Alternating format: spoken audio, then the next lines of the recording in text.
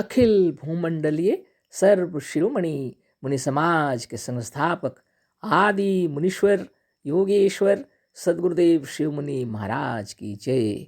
उपस्थित मुनि वृंद, साधु सज्जन वृंद, संत वृंद, साधक वृंद, आध्यात्म ज्ञान के जिज्ञासुओं और प्रेमियों, सभी श्रोता वृंद, आप सबको मेरा कोटिशः नमन, सप्रेम जय जीव। तो आध्यात्मिक चर्चा चल रही है और हम लोग सद्गुरुदेव शिव मुनि महाराज रचित ग्रंथ सत्य सुंदर और स्वतंत्र विचार पर चर्चा कर रहे हैं। अध्याय 5 पर चर्चा हो रही है, मुक्ति, नजात, सैल्वेशन और स्वतंत्रता। तो आज हम लोग आगे चर्चा करेंगे, है ना। तो कल जो चर्चा हुई उन पंक्तियों को याद दिलाने के लिए मैं 2 लाइन पढ़ रही हूँ, है ना। सच्चे और स्वतंत्र विचार के लोग परलोक और ईश्वर का अस्तित्व नहीं मानते। ईश्वर और मजहब का गुलाम स्वर्ग और नरक की झूठी मृग तृष्णा में पड़ा रहता है और कभी मुक्त नहीं हो सकता। इस पर कल चर्चा हो गई है। आगे हम लोग पढ़ते हैं, मुसलमानों की मुक्ति बहिश्त और दोजख और भी विचित्र है। अब मुसलमानों की विचार हम लोग देख लेते हैं, उन लोग के विचार क्या हैं। उनकी मुक्ति कैसी है, बहिश्त क्या है, दोजख क्या है, ये विचित्र है बोल के गुरुदेव बतला रहे हैं। आप देखिए, हम लोग भी इस पर विचार करेंगे। अब ये क्या लिखे हैं सो पढ़ लेते हैं हम लोग, सद्गुरुदेव के लिखित, है ना। मुसलमानों की मुक्ति बहिश्त और दोजख और भी विचित्र है। मरने के बाद इनके विचार से मृत मनुष्य कब्र में पड़े रहेंगे। कब तक पड़े रहेंगे इसका कुछ ठिकाना नहीं। कहा जाता है कि कयामत तक मनुष्य कब्र में जमीन के अंदर पड़े रहेंगे। लिखा था कि 1300 वर्षों में कयामत आ जाएगी, पर वह नहीं आई। देखें अब वह कब तक आती है। ऐसी कयामत कभी नहीं आवेगी, लाखों और करोड़ों वर्षों में भी नहीं आवेगी। सैकड़ों वर्षों के पुराने मुर्दों की हड्डियां और पसलियां भी घिस गई होंगी। अतः अब वह क्या कयामत के बाद हशर के दिन उठेंगे। एक शायर ने ठीक ही कहा है, इलाही क्या देर है, हशर में होते होते पसलियां घिस गई कब्र में सोते सोते। अब इतना तक पढ़ने के बाद इस पर विचार कर लेते हैं हम लोग, फिर आगे पढ़ेंगे। तो बताइए, आप भी विचार कीजिए और सब मिलके अपने विचार करते हैं। मुसलमानों की मुक्ति में क्या है वो देख लेते हैं, है ना। उनकी बहिश्त, उनका दोजख, बड़ी विचित्र बात है यह भी। मरने के बाद इनके विचार से मृत मनुष्य कब्र में पड़े रहेंगे। ये बात विचित्र है। अब मरने के बाद, है ना, जो मर जाते हैं उसको मनुष्य कहते हैं क्या। जो मर गया वो तो पार्थिव शरीर हो गया,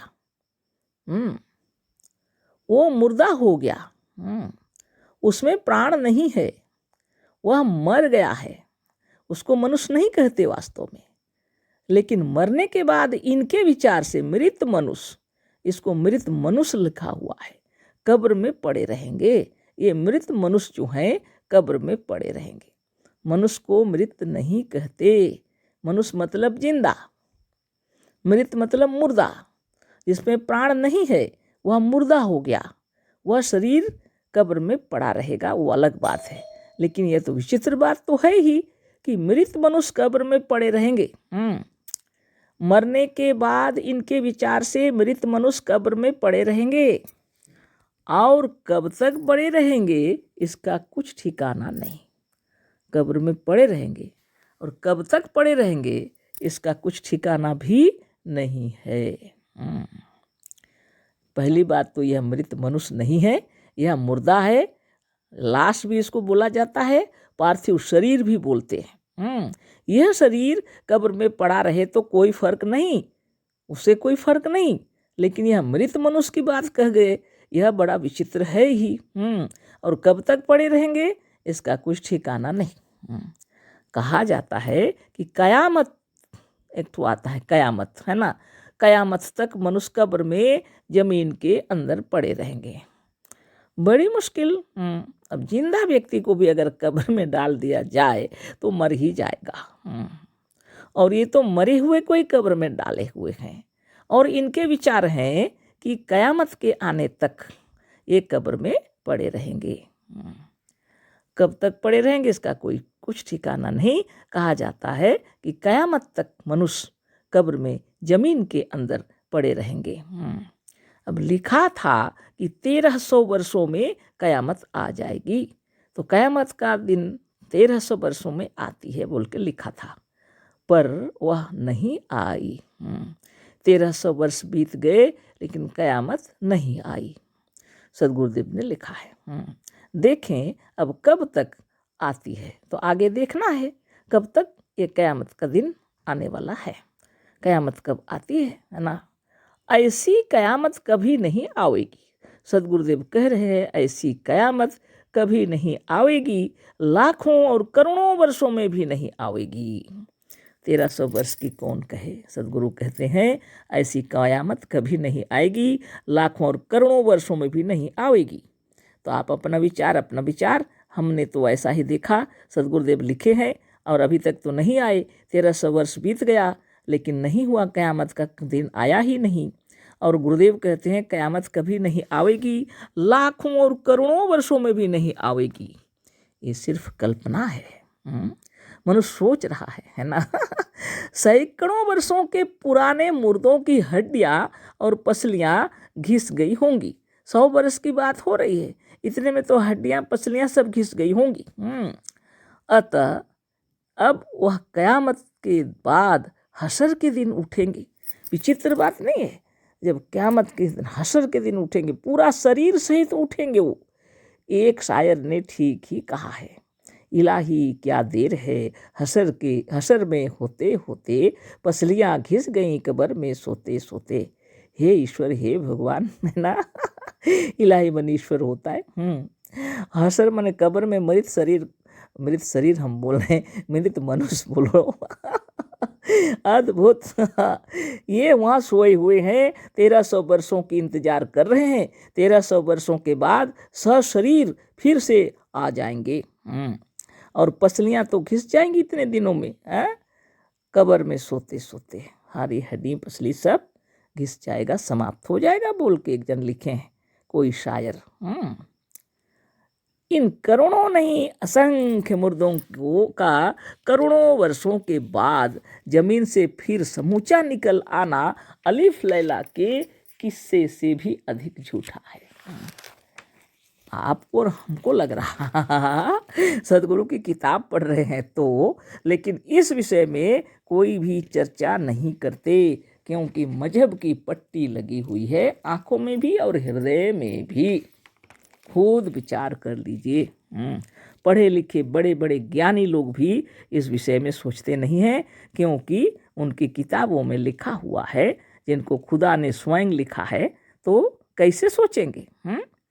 ये है स्वतंत्र विचार की महिमा। सोच लीजिए, इन करोड़ों नहीं असंख्य मुर्दों का करोड़ों वर्षों के बाद जमीन से फिर समूचा निकल आना अलिफ लैला के किस्से से भी अधिक झूठा है। एक शरीर जब आत्मदेव निकल जाने के बाद सड़ गल कर नष्ट हो जाती है। हड्डियां पसलियां भी 100 वर्ष में तो घिसी जाएंगी, और 1300 वर्षों में तो सोचिए कोई नामो निशान नहीं होता है। फिर 1300 वर्षों के बाद वो आएगा, वह दिन, कयामत का दिन, सशरीर निकल आएंगे। तो उस 1300 वर्ष बीत जाने के बाद भी कयामत तो अभी तक नहीं आया, और सदगुरुदेव कह रहे हैं कि कभी नहीं आएगा, लाखों और करोड़ों वर्षों के बाद भी नहीं आएगा। और यह कैसा नियम है कि हशर के दिन सब उठ जाएंगे? विचित्र बात नहीं है। कयामत आने से भगवान की कृपा से सब लोग एकदम जैसे थे पहले वैसे आ जाएंगे।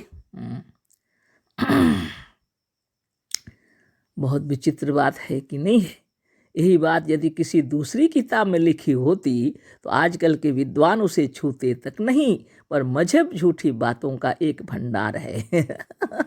किसी भी किताब में रहता है ये तो, केवल इसी में नहीं है, सभी में ही है। ऐसी बात चल रही है, आप भी विचार कर लीजिए। यही बात अगर दूसरी किताब में होती तो आजकल के विद्वान उसे छूते तक नहीं, पर मजहब झूठी बातों का एक भंडार है, इस किताब के अंदर है। हाँ, कौन उसको उस विषय पर आवाज़ उठा सकता है कि उंगली दिखा सकता है? नहीं कर सकता ना। जितनी झूठी बातें इसमें हैं उतनी ना कहीं हैं और ना कहीं दूसरी जगह पच सकती हैं। झूठी किताबें मजहबी किताबों में भरी पड़ी हैं, इसमें जितनी झूठी बातें होती हैं वो उसी में रहती हैं, दूसरी जगह हजम होना मुश्किल। बड़े बड़े विद्वान, बड़े बड़े पुण्यात्मा, बड़े बड़े खुदा परस्त और बड़े बड़े गुनाहगार सब करोड़ों वर्षों तक कब्र के भीतर पड़े रहेंगे। एक समान नियम है ना। बड़े बड़े विद्वान हों या बड़े बड़े पुण्यात्मा हों या बड़े बड़े खुदा परस्त हों या बड़े बड़े गुनाहगार ही क्यों न हों, करोड़ों वर्षों तक कहाँ पड़े रहेंगे? कब्र के भीतर पड़े रहेंगे। ये है मुसलमानों की मुक्ति। आगे पूरा नहीं हुआ है, मतलब चल रहा है ये विचार, ठीक है। कल फिर इस पर चर्चा होगी। आप भी सोचिए और विचार कीजिए। अशेष धन्यवाद, कोटिशः नमन, सप्रेम जय जीव। सदगुरुदेव शिवमुनि महाराज की जय।